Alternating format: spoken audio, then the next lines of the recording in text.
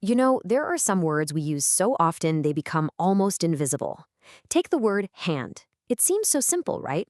But what if I told you that this one little word actually holds a secret, a key to understanding a whole system designed to make communication clearer for everyone on the planet? So, if I ask you what hand means, what's the first thing that pops into your head? For most of us, it's pretty obvious. It's the thing at the end of our arm. But as you're about to see, that is just the beginning of the story. I mean, think about it. It's one of the very first words we learn as kids. We use it to point, to touch, to connect with the world. It's a foundational piece of how we talk to each other. But here's the really cool part. The simplicity of the word hand, that's not an accident. It was actually chosen to be part of a brilliant system for communication. So let's peel back the layers and see what's really going on here. All right, let's dive in. It turns out this one little word leads a bunch of different lives. Okay, first up, the one we all know and, well, the one we all have. The basic anatomical definition straight from our source, the Simple English Wiktionary. No real surprises here. But then things start to get a little more interesting. A hand can also be one of the pointers on a clock. Same word, totally different object. And it doesn't stop there. If you play cards, what do you call the cards you're holding? Your hand. Again, has nothing to do with your body or with telling time. It's kind of crazy how versatile this word is. And of course, hand can also be an action. It can be a verb. When you hand something to someone, you're giving it to them. It's a word that actually helps us interact. And because it's a verb, it has to be flexible, right? It changes depending on when something is happening. So you have hands, handed, handing. It works for the past, present, and future. So, okay, with all these different meanings packed into one word, how do we keep from getting confused all the time?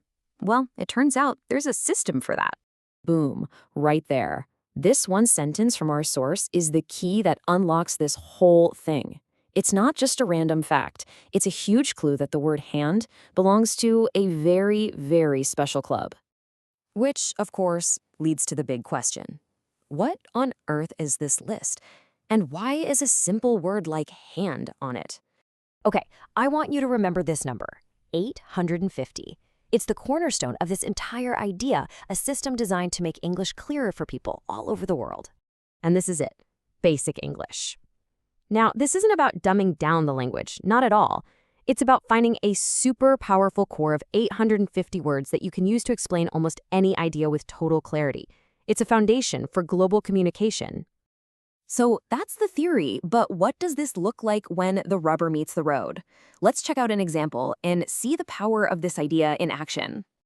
This slide just says it all. I mean, look at this. On the left, you've got this technical, academic definition full of jargon, a prehensile appendage. And on the right, the definition from our source, using those simple, core words. It's direct, it's clear, and anyone can understand it. That right there is the beauty of this system. And that's the whole philosophy behind something like the Simple English Wiktionary. It's built on this principle. The goal is to make knowledge accessible to as many people as possible, no matter how well they speak English. This example from the source is just perfect. It gets across a really complex emotional moment, fear, the need for comfort, but it does it with the simplest words imaginable. It's just proof of how powerful this approach can be. So, we've gone deep on the word hand and how it fits into this system, but let's zoom out for a second. Why does this even matter? Why is having a core vocabulary so important? Well, you can think of this core vocabulary as a bridge.